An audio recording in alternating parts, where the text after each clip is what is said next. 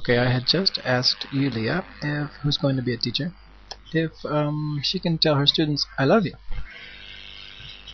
Um, it's kind of a difficult question because I think in Let's see. this way. Because in Germany you wouldn't say as much "I love you" in the German translation as in America. I'm pretty sure because you know it from the movies. Germans would never use this as often, not even for their parents or friends. So it's kind of hard, but that you like them, of course you can tell them. You would say "I like you," not "I love you." The expression What's the difference in German? to translate. You want to hear the translation?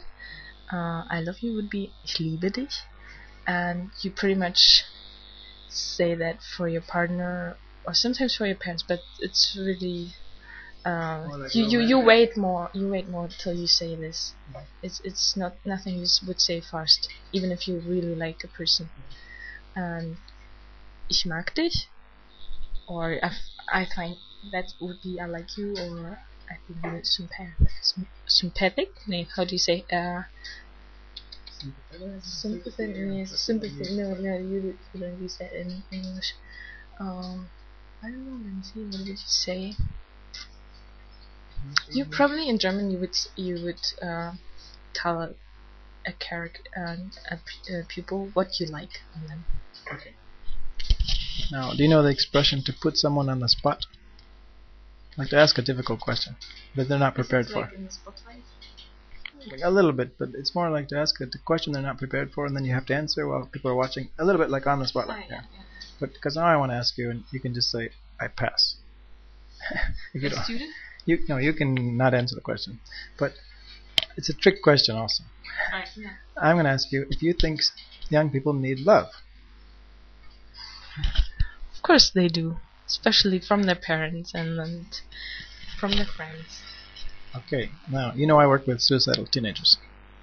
And one of the problems is they don't feel loved. In fact, sometimes they feel hated by their parents. Now, first, did you ever feel hated by your parents?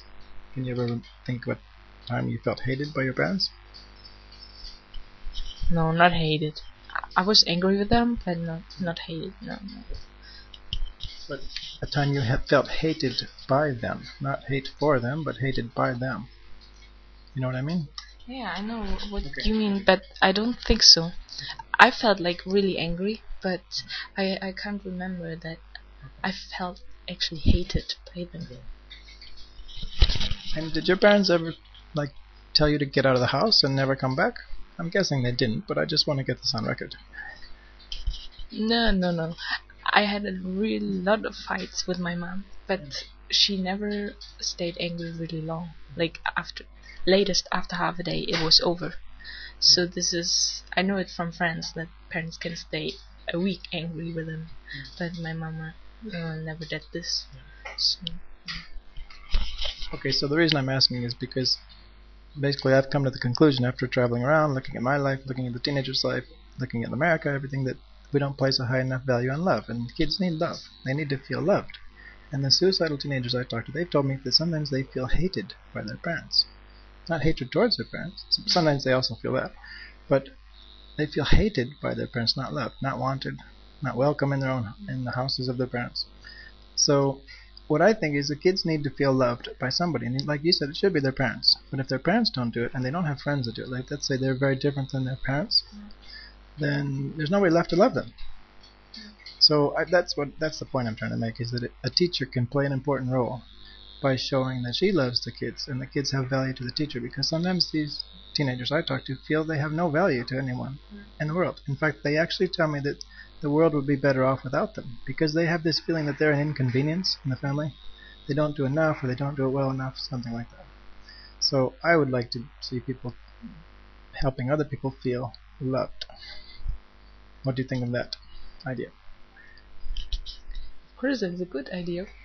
I think it's pretty hard for a teacher because he has like 100 or more students to keep the concentration on every one of them. He I don't know if someone has enough love for all of them. Actually, I just thought of something. You have a lot of teachers, and I was telling Daniela last night. No, I told you that I think the system itself is impossible. The system itself can't work because you have too many students, and right now there are too many kids that aren't getting enough love at home. It's a little bit like if you were supposed to be financially responsible for all those kids, you couldn't do it on your teacher's salary. No.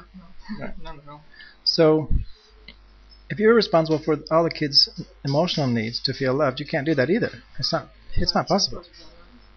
No matter how much love you have, you can't do that. You can't give them all enough attention because there's only so much time. You can give a lot of love, but time actually is limited.